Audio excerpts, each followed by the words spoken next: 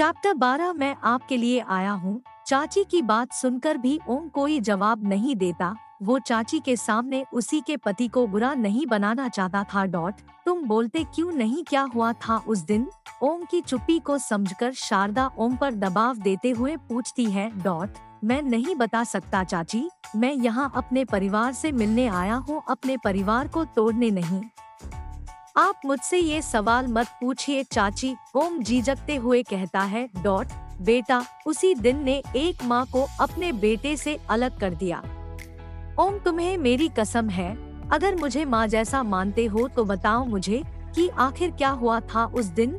अपनी आवाज में जोर देते हुए शारदा ओम से कहती है। अब ओम असली मुसीबत में था, लेकिन उसे चाची की कसम मिल चुकी थी जिसका उसे मान रखना ही था। इसीलिए ओम इशारे से रिया और सौम्या की ओर देखता है। शारदा समझ जाती है कि ये बात रिया और सौम्या के सामने नहीं हो सकती। सौम्या बेटा रिया को लेकर कमरे में जाओ, मुझे ओम भैया से कुछ बात करनी है। मैं ओम भैया को अभी तुम दोनों के पास भेजती हूँ। ठीक है, ओम का इशारा समझकर शारदा सौम्या से प्यार से कहती है। सौम्या अपनी माँ की बात बिना किसी सवाल के मान लेती है और वहाँ से रिया को लेकर चली जाती है। फिर उनके जाने के बाद शारदा ओम से कहती है, अब बताओ ओम बेटा क्या हुआ था उस दिन? अब ओम के पास चाची को सब सच सच बताने के अलावा कोई और रास्ता नहीं था। इसीलिए ओम उस दिन को याद करते हुए चाची से कहता है। चाची उस दिन अंतिम संस्कार खत्म होने के बाद मेरे पापा के बॉस डॉक्टर रवि प्रसाद ने मेरे दोनों चाचा को मेरी देखभाल के लिए उनके साथ ले जाने के लिए कहा। मनोज चाचा ने अपनी बीवी की वजह से मुझे अपनाने से मना कर दिया और विजय चाचा से मुझे उनके साथ रहने देने के लिए कहा। ओम उदास हो जाता है। मैं वही घर के टेबल के नीचे से उनकी सारी बातें सुन रहा था, लेकिन मनोज चाचा की बात सुन तुरंत ही चाचा ने कह दिया कि बिल्कुल नहीं, मैं इस बच्चे को अपने साथ नहीं रख सकता, इसका असर मेरे घर पर बुरा पड़ेगा। और कहा कि जो इसके बाप की मौत के लिए जिम्मेदार है उसी को सौंप दीजिए या उन्हें इसका खर्च उठाने बोलिए, पर मेरे पास इस बच्चे के लिए कोई भी जगह नहीं है। इतना कह बिना मुझसे कुछ कहे वो वह से चले गए। ओम ऐसे बोल रहा था मानो धीरे धीरे रो रहा हो, मानो जैसे मैं उनके लिए कुछ था ही नहीं, मानो मैं वहाँ था ही नहीं। उन्होंने आगे कुछ नहीं कहा, बस मुझे मेरे हाल पर छोड़कर चले गए और मैं बस अपने दोनों ही चाचाओं को मुझे यूं ही छोड़कर जाते हुए देख रहा था। अपनी किस्मत और आंखों में आंसू लिए बस देखता रहा। इतना कहा ओम फिर से ही रो पड़ता है और उसकी बातें सुनकर और उसे रोता देख शारदा भी रोने लगती है। अपने आंसू पोंछकर ओम अपनी बात आगे जारी रखते हुए कहता है, मैं कभी नहीं चाहता था कि चाचा मुझे अपने घर ले जाए। मैं बस चाहता था कि बस आप लोग मुझसे प्यार से बस मिलने आ जाए, मैं अपने सारे गम घोल पी जाता। लेकिन जब उन्होंने कहा कि मैं उनकी फैमिली पर अफेक्ट करूंगा, मेरे दिल के अंदर मानो किसी ने अंदर से भाले भोंके हो ऐसा दर्द हुआ। उसके बाद भी मैं दिन रात घर के दरवाजे पर बैठ रहता। मेरे दिल में एक उम्मीद थी कि मेरा अपना कोई आएगा मुझे लेने। मैं बस इंतजार करता रहता आपका, माँ बाबा के आने का। चाची मेरी वो उम्र नहीं थी ये सब झेलने की, मेरी उम्र नहीं थी अकेले रहने की। मैं इतने साल अकेले जिया, बिना किसी अपने के, बिना किसी सहारे के। पर मैंने उम्मीद नहीं खोई, मैंने हार नहीं मानी कभी भी। मैं किसी भी इंसान से बात तक नहीं कर पाता था, पर अंदर से किसी अपने की तलाश में खोया रहता था, पर नहीं मिला मुझे कोई। मैं ऐसे ऐसे हालात से गुजरा हूँ आप सोच नहीं सकती चाची। फिर एक दिन मैं अपनी उम्मीद और हिम्मत दोनों हार गया। मैं जिंदगी से हार गया और बिना कुछ सोचे समझे कुछ जाने मैंने एक बड़ी सी चट्टान से समंदर से पानी में गया अपनी जान देने के लिए। शारदा चाची ओम को देखती रहती है।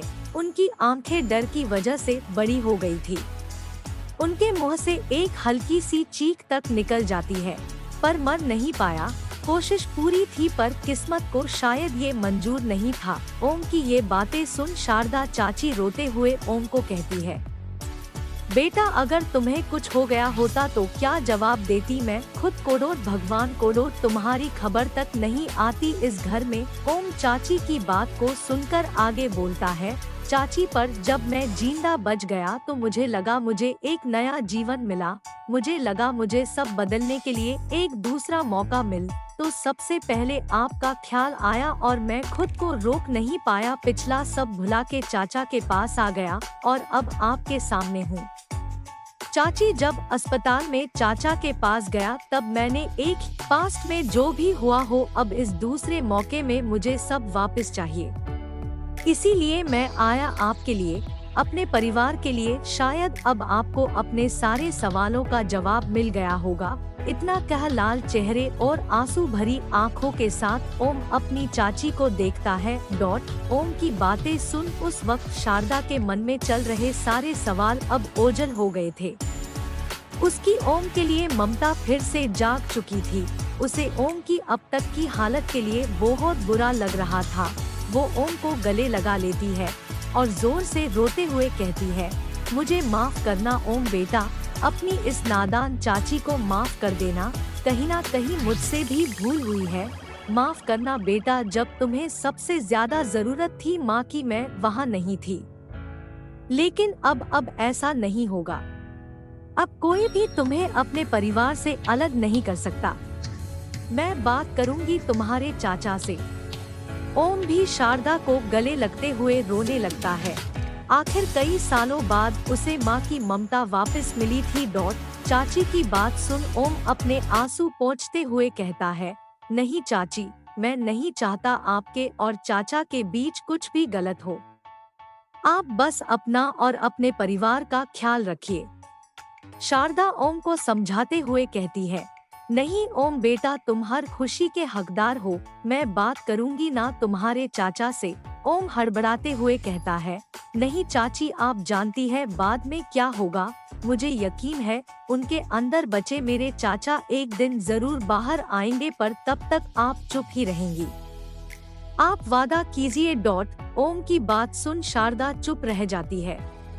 वो भी तो विजय को अच्छे से जानती थी कि विजय किसी की भी बात सुनने वालों में से नहीं था।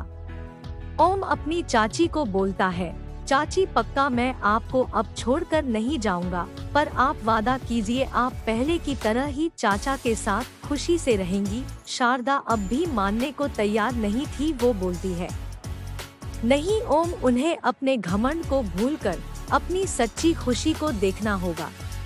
तुम मुझे ऐसा करने से मत रोको बेटा, वरना तुम्हें वापस अकेले ही रहना होगा, जो अब मैं हरगिज नहीं चाहती। ओम अपनी चाची का हाथ पकड़कर बहुत ही नरमी से कहता है, लेकिन क्या आप चाहती है कि मेरी वजह से आप दोनों में दरारें आए और जो उन्होंने कहा था वो सच हो जाए?